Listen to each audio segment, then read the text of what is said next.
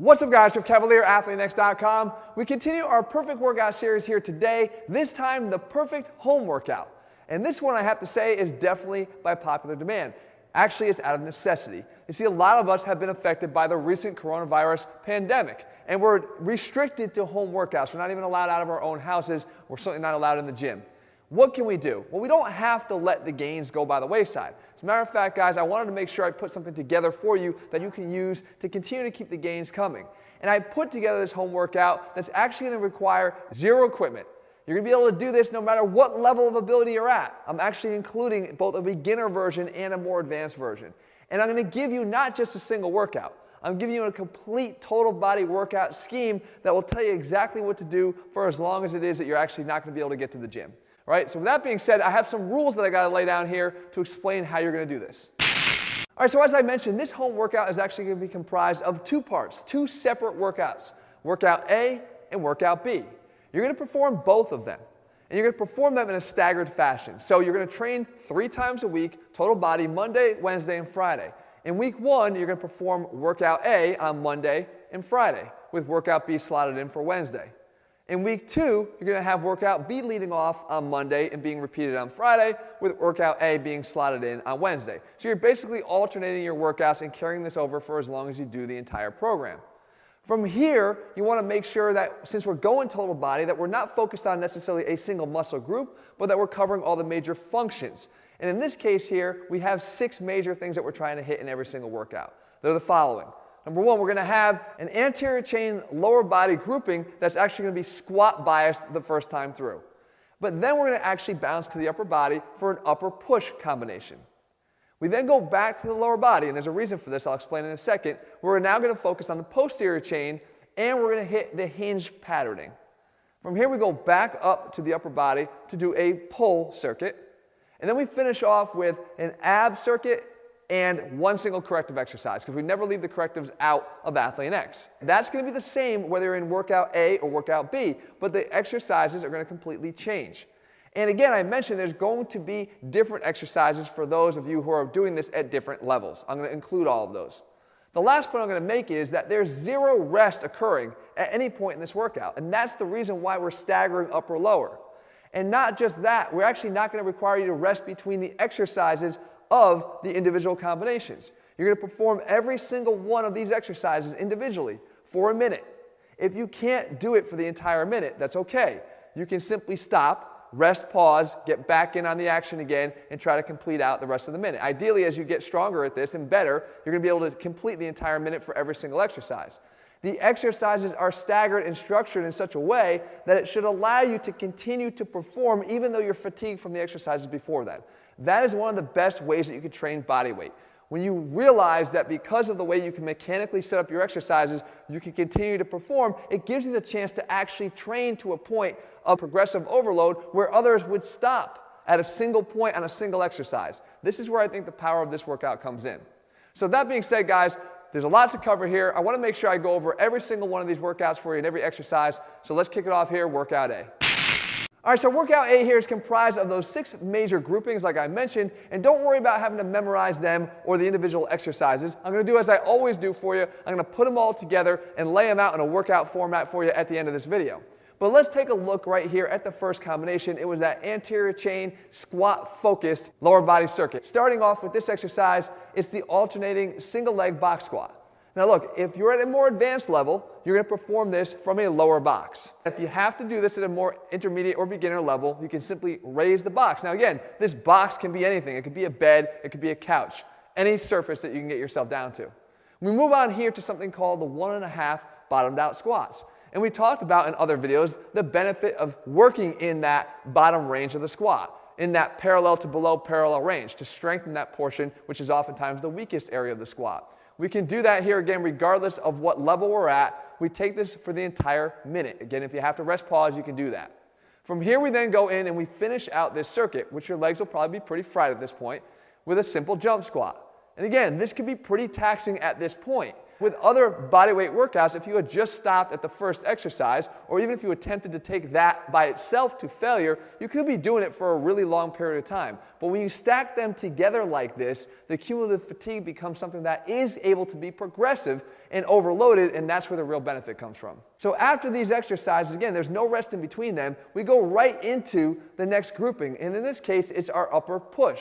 And right off the bat here, we start with a handstand push-up, a shoulder-dominated, very difficult exercise. That being said, if you can't do this, you then simply just do something like this, the power push away. It's still working the shoulders. It doesn't require as much of your own body weight that you have to lift off the ground, but it's still going to get the job done. You move on from here to the next exercise, which is a rotational push-up, a little bit more of a chest bias. And with the rotation, I've mentioned this before, you get that little added relative adduction at the chest to really try to hit the chest as best as we possibly can. Again, realizing that we have limited numbers of exercises that we're using since we have to cover the entire body.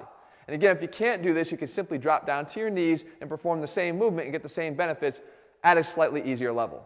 And then you wrap it up here with a tricep exercise, this one called the Cobra push-up. And what we're going to do between workouts A and B is just hit the different positions of the long head of the triceps. This one would actually train the long head of the triceps in its more contracted position because you have that elbow straightened out with your arm closer to your body into or close to extension behind your body. We go back now to the lower body, and in this case now we have something here called the alternating heel touch squat.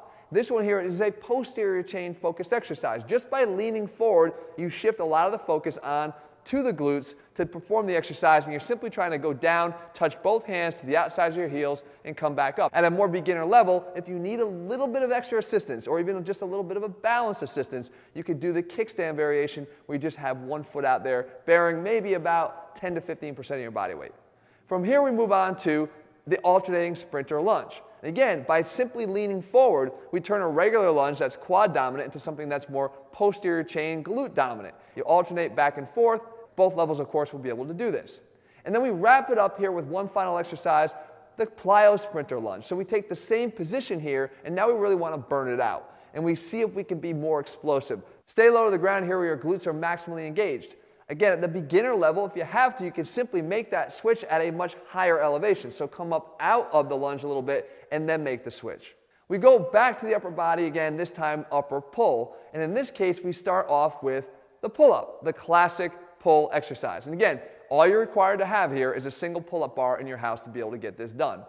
If pull-ups are too challenging for you, though, you could do this exercise instead. This is called a seated pull-up. And all you got to do is just position your legs as you see me here and lean back. And I've just got literally a single dowel or broomstick across the top of either two couches or two chairs. Again, there's a home workout and there are no excuses. From here, we move on to the next exercise, the human pullover. Again, this is a tough exercise. This is for the more advanced people doing this. It looks a little bit like the Bruce Lee Dragon Flag, as you see here. But the idea is, look at the lats doing the work here. I'm actually trying to pull my body up, not by moving my knees towards my chest, but by pulling my arms into an immovable object. So whatever you're holding on to, the bottom of a couch, the bottom of a bed, whatever it is, you're trying to pull down as hard as you can, and that will actually get your body to rise. So don't think of it as trying to pull your abs up, but more pulling your arms down like a pullover. If you can't do this, the bodyweight equivalent of this is this sliding pull down. And you can see I'm on a sliding surface, a hardwood floor, a tile floor, and I'm just trying to pull my body back up to the top, allow it to drift out, get that stretch in the lats, and pull back in. And then we finish with the exercise here, the inverted chin curl. Again, back to that same setup that I mentioned before, and the idea here is not just to pull with your back, but actually trying to pull as if you're curling your body up to the bar to really engage the biceps. We finish out with our last two combinations here, the first of which is a core circuit. And the exercises that we choose here start at a lower ab exercise, this one the reverse corkscrew. And you can see here that we're not just getting that engagement of the lower abs, but we're also getting a little bit of bottom-up rotation to get the obliques as well. We move up to the next exercise, and that is the Black Widow knee slide. So here we call this a mid-range exercise. I drive my knee in towards my elbow. I slide it up to get a little bit more flexion through the spine. The focal point of the flexion is happening kind of mid-back to engage both upper and lower abs. And then finally, we wrap it up with our levitation crunch. Here, the goal is just to elevate your scapula and your shoulder blades off the ground. Not to curl them up towards your knees, but literally to just lift them up off the ground as if you're trying to levitate them. And then the corrective, as I mentioned, always finding a place into the Athlean-X training programs and in these workouts here, the Angel and Devil. And that is something that seems so sweet and easy, but is so damn hard. And it gets the entire posterior chain. I have to have my quads elevated off the ground, so I engage the glutes, I engage the low back, and then this rotation of the arms is actually taking our shoulders through full rotation, working not only the rotator cuff, but also engaging the upper scap muscles and mid-back muscles as well, areas that tend to get neglected. So now this entire workout that you've worked your way through, that's one time. Ideally, I want to see you go through it 2 or 3 times. If you go through it 2 times, the workout will take you about 35 minutes or so. If you go through it 3 times, you'll max out at about just over 50 minutes. So no matter what you choose to do, you still got a workout here that's going to take you less than an hour. All right, so with workout A out of the way, now you're going to get that second workout in, that workout B, to be done in an alternating fashion with the first workout. And we start off with an exercise here called the slick floor bridge curl.